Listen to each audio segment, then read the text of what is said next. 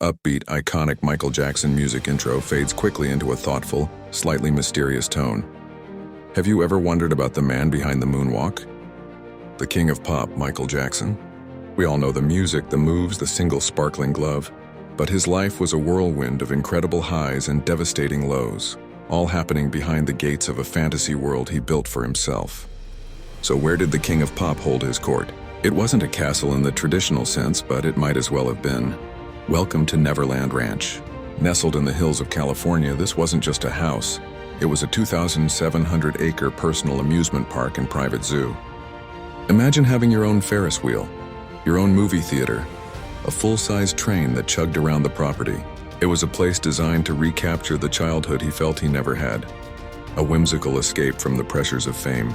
But like so many things in his life, this fantasy land also became a source of controversy and sadness. A gilded cage that couldn't keep the real world out. And why was he so famous in the first place? I mean, truly famous on a global scale few have ever reached. It started when he was just a kid, the pint-sized powerhouse lead singer of the Jackson 5. That voice, it was old beyond its years, but it was his solo career that shot him into the stratosphere.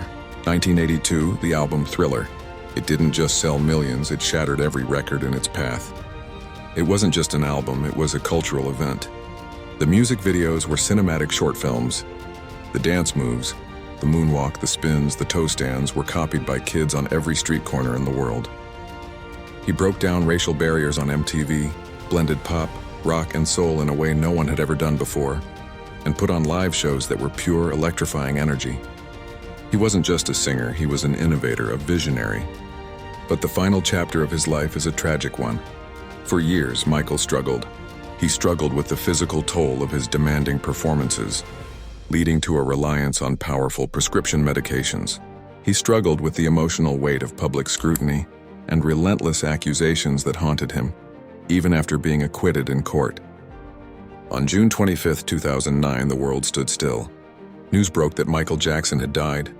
He was only 50 years old. The cause? An overdose of propofol, a potent anesthetic administered by his personal doctor. It was a shocking, heartbreaking end for a man who gave so much joy to the world. He was preparing for a massive comeback tour called This Is It, ready to show the world he still had it. But instead of a final curtain call, the world was left with a final silent bow. From the fantasy of Neverland to the reality of his final days, Michael Jackson's life was a complex, dazzling, and ultimately tragic story. A true legend whose music and influence, for better or for worse, will never be forgotten.